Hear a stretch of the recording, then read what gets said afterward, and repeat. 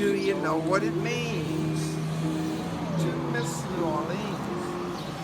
There are some cities so doused in lore that they develop their own legacies, their own feelings, their own recognizable soundtracks, even if you haven't been there. New Orleans street jazz, New York City traffic, San Francisco's trolleys, and of course, my favorite city to visit, Las Vegas.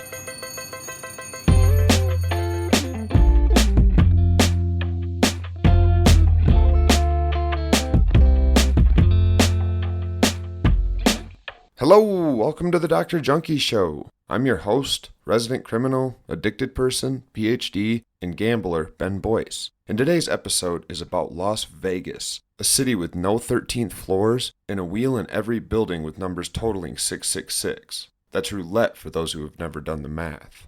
I'm a sucker for Glitter Gulch, whether it's 116 degrees in August or 35 in February. It's hard to be miserable when you're surrounded by what the rest of the country calls Sin City. Gambling, partying, dancing, performance, sex, drugs, music, magic, they all bleed together into the stuff of Las Vegas. If you haven't been there, put it on your bucket list. Or better yet, put it on your next spring list. There are hotels on the north side of town where you can spend the night for around $50. Flights are less than 30 from some places. It might, ironically, be both the most affordable and the most expensive place in the country to visit on vacation. Now, it's hard to overhype a city with 15 of the 20 largest hotels on the planet, but Las Vegas is a lot more than just the so-called Strip. In fact, gambling was outlawed in Nevada shortly after Las Vegas was incorporated in 1911. Imagine what it would have been like back then, without air conditioning. It wasn't a very popular tourist trap, not yet anyway. But in 1931, they re-legalized gambling, mostly because it was going on anyway, and the state wasn't getting any tax revenue from it. The Hoover Dam, it was originally called the Boulder Dam, it's around 35 miles from Vegas, and construction began on it that year. So legalizing gambling was also a really good way to get workers with fat paychecks to head to Vegas for the weekend. The first gambling license was issued to the Northern Club, but a few other hotels in the area were quick to follow suit, and Las Vegas was born. It didn't take long for the city to become a gambling destination, but it also had another draw, one which led to its infamous nickname, Sin City. That name showed up when the state of Nevada passed liberal divorce laws in the early 1900s, laws which allowed couples to break up much easier than they could in other states, but only if they first established residence by living in Nevada for at least 6 weeks. Many early resorts survived by catering to the 6-week stay divorce crowd, at least at first. The dune ranches where they stayed, as in sand dunes, because back then that's all there was out there, they were precursors to the modern Strip. That Strip, with the MGM Grand, the Bellagio from Ocean's 11, Mandalay Bay, the pyramid-shaped Luxor, the infamous Caesar's Palace, which is across the road from Bugsy Siegel's old joint, the Flamingo.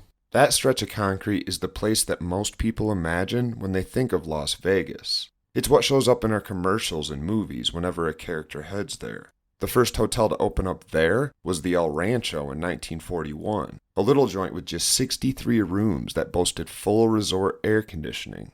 The next hotel was Bugsy Siegel's infamous Flamingo, which opened in 1946. Bugsy was murdered a year later, likely because of his mismanagement. But by 1957, the Strip was exploding. The Sahara, the Sands, and half a dozen other hotels and casinos were up and running. Las Vegas, Nevada can boast of many things, and rightfully so. This resort hotel on the famous Strip is known the world over for its warm and friendly atmosphere. Here, the visitor will learn that recreation is truly unlimited. By 1954, millions of people were visiting Las Vegas every year, pumping millions of dollars into the gambling industry. But that glamorous big hotel section, the area called the Strip that we usually think of when someone says Las Vegas, that isn't actually Las Vegas. So today I want to talk about the real Las Vegas, just a couple of miles north of those hotels.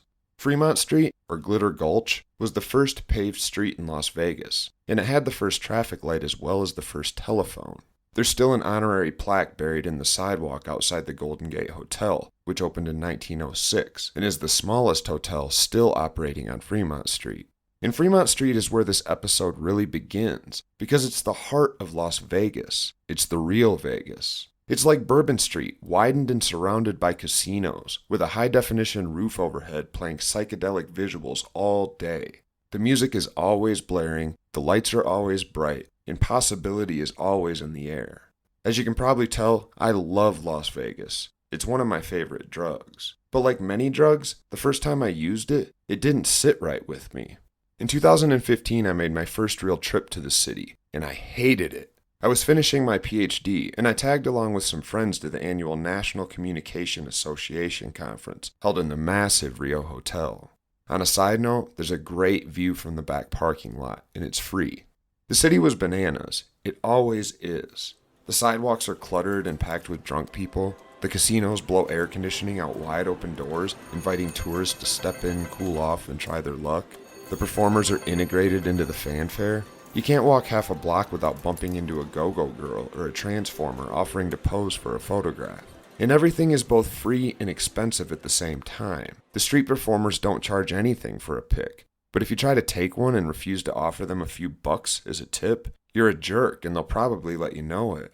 The casinos are free to enter and spectacular to tour, but you'll find yourself circling back around to the gambling floor, almost as if the building was designed to keep you there, because it is. And the real fun begins when you sit down and pony up, and that gets expensive fast. The same restaurants found across the country are speckled along the strip. Both strips, actually. Fremont Street has its own. But the food, drinks, and entertainment are twice the price of normal town USA. There's no reason why you can't just stop at a grocery store on your way to the hotel for some affordable food, but most visitors just don't. Most people don't even rent a car. They just stay on the strip.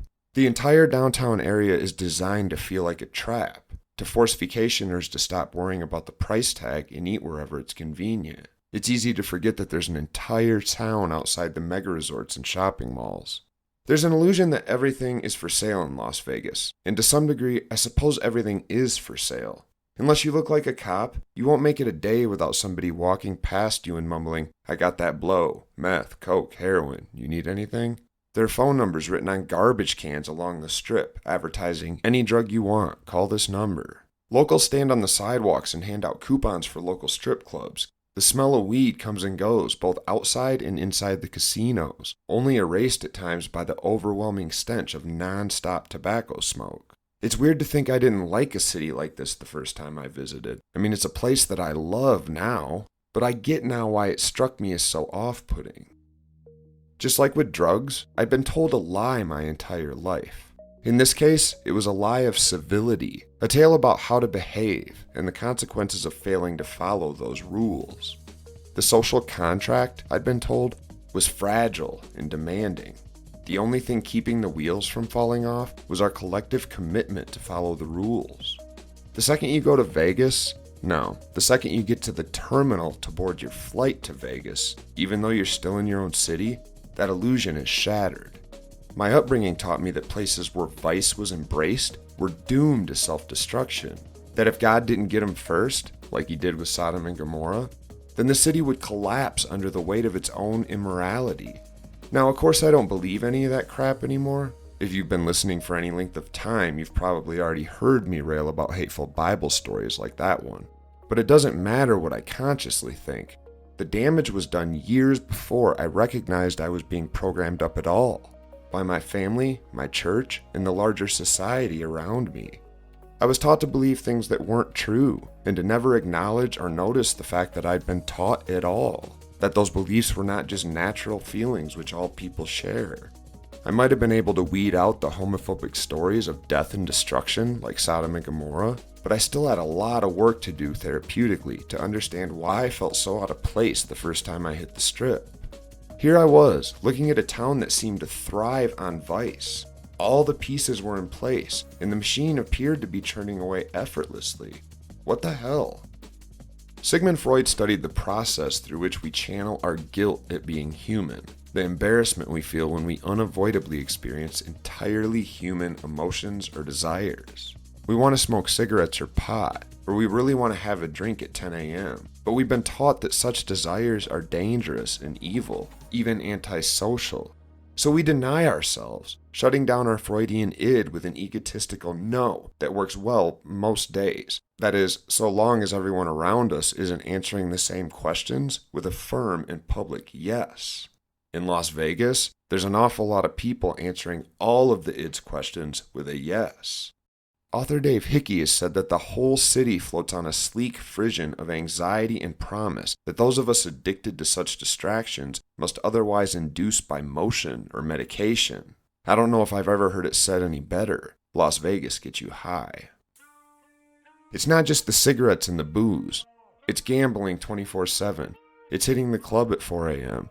It's go-karts and new joints and zip lines and helicopter rides. You can even drive south of town and shoot fully automatic machine guns, all for a price. But even if you don't have the cash to do all of those expensive things, the city still offers the glam of seeing your favorite actor in a casino, or of just feeling like you're part of something bigger than yourself. Here's what I didn't understand until years later, and by then I had reassessed my original feelings and fallen in love with the city. Most of the things you can do in Vegas are not unique to the city. You can find casinos, strip clubs, drug dealers, sex workers, fistfights, and go-karts in Denver, where I live, or in nearly any other city in the United States. But Las Vegas is a city where such vices are on full display. They're sort of advertised as the city's calling card. As a repressed, taught to be well-behaved citizen of the United States, I didn't know what to do with this blatant display of hedonism the first time I saw it. I'd been told that such places would quickly descend into chaos and calamity, yet here it was, wheels spinning, tourists betting away like nothing was wrong. My operating system was calibrated to Anytown suburbia, but these folks were performing Vicetown, USA with perfection. It was all overwhelming. Like a meal or a drink that one grows to love, Las Vegas stuck in my head. I went back a year later to ride ATVs in the desert north of the city, and on that trip, I got my bearings, and something weird happened. I started to get it, to feel the vibe of the city as I wandered from casino to casino, sometimes kind of lost, and other times completely turned around.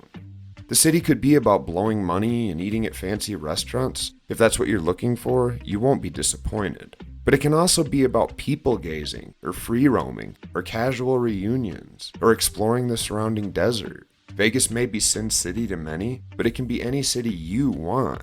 There are topless pools on the roof of some resorts, brothels just beyond the city limits, and marijuana is now legal for those over the age of 21. But there are also megachurches and museums and desert sand dunes and sculptures, the stuff of culture, spirituality, and life. Nowadays, I think of Las Vegas as a looking glass through which to view the rest of the United States. Reactions to nearly nude go-go girls or to marijuana being smoked openly are ironic because most of the tourists who feign indignation don't have to come to the desert to find that sort of behavior. The go-go girls and street performers on Las Vegas Boulevard are also on Main Street, USA. But they're behind closed doors, so you can spend your cozy life burying your head in the sand and not acknowledging that such things exist in your little town. But they do. Las Vegas is about making the invisible visible. It's about exposing the normally repressed, reveling in the mundane in an effort to make it feel novel. We all go there to get what we could have got at home. In his essay, A Home in the Neon, Las Vegas local Dave Hickey explained that the secret of Las Vegas is that there are no secrets. There are only two rules: post the odds and treat everybody the same. Dave points out that the United States is a poor lens through which to view Las Vegas, but that Las Vegas is a wonderful lens through which to view the United States. He says, what's hidden elsewhere exists here in quotidian visibility. So when you fly out of Las Vegas to, say, Milwaukee, the absences imposed by repressions are like holes in your vision. They become breathtakingly perceptible, and as a consequence, there's no better place than Las Vegas for a traveler to feel at home. The city sticks to you, physically and emotionally, its filth contrasted with splendor. Touch most of the exposed surfaces outdoors, and you'll probably find a layer of black soot stuck to your hands, plastic and rubber glued to every surface it lands on by unrelenting sunlight. It'll make its way into your clothes, onto your face, and into your hair. Las Vegas is literally sticky. Many of the businesses go out of their way to power wash sidewalks and parking garages, but the filth just shows back up, especially in the summer months when the temperatures can top 115 degrees regularly. Las Vegas is the world's playground, and that's exactly how a lot of people treat it. Every parking lot is covered with beer, booze, piss, and food, the discarded garbage of party-hardy tourists looking to get back to mindless entertainment. And that entertainment is everywhere. As soon as you board the plane, you'll run into a bank of slot machines. And that is why we go. But one of my favorite things to do when I'm in the city is to get the hell out of the city. Drive north up the I-15, and when it looks like the city is ending, you'll hit a place called Apex. And south of the city is the Hoover Dam and Lake Mead. Both are worth the trip. And all this stuff is free, like all the best things in Vegas. You can't see a nuclear test anymore from your hotel balcony. The last one of those was in 1963, although they kept blowing them up underground until 92 near the city. Kind of fitting. This isn't a what to do when you're in Vegas episode, but there is a single piece of advice I'll offer anyone who tells me that they're visiting the city. Along with all the other things that your hometown probably has plenty of, behind closed doors, Vegas has a huge homeless population, and the reason is probably obvious. The climate is a big part of it. If you were homeless and forced to live outside at times, where would you go? I'd probably head south, to some place where I wouldn't be freezing all night. And I'd probably stop in a town like Vegas, because it's a place where people are often in a giving mood, having won a big jackpot or just blown $500 on dinner. But most tourists just ignore the homeless population, or they jeer and mock. Again, just like back home. So here's that one piece of advice I'll offer. Because aside from preparing to be blown away, there isn't much that most people can do to effectively prepare for the sensory overload that they're about to immerse themselves in. If you're spending, gambling, eating out, and having a good time, good for you. You're in the right place.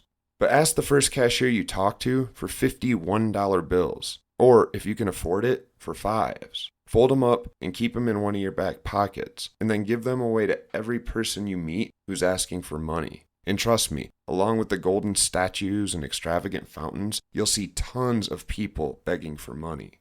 Break that spell of invisibility that so many U.S. citizens just learn to perform, that just walk by and keep your eyes on the ground shit. We can do better than that. The homeless, the addicted, the outcasts, the mentally ill, we're all people just like you. I still find it hard to believe I'm not living out there on the streets, relying on the good-heartedness of strangers. The odds 25 years ago put me either there or in prison. So maybe that's why I have such a hard time just walking by the cardboard sign that says anything helps. So that's Vegas in a nutshell. A little bit of kindness goes a long way. If you see me there, say hello. I'll be wandering the woodwork of Glitter Gulch, disappearing into the poetry and motion that is Las Vegas. Love yourselves and the addicted people in your life. I'm Ben Boyce.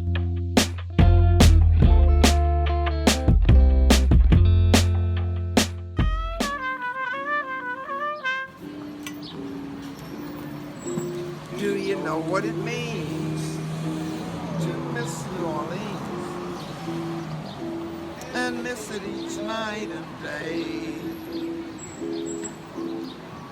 Benny may be wrong, but the feeling's getting stronger the longer Benny stays away from New Orleans. Miss the moss-covered vines, the tall sugar pines, where mockingbirds used to sing. Ben would like to see that lazy Mississippi, not the Colorado, hurrying on down to spring. The moonlight on the bayou, a Cajun tune that fills the air. Bernard dreams of magnolias in June. Soon he's wishing he was right here. Oh yeah.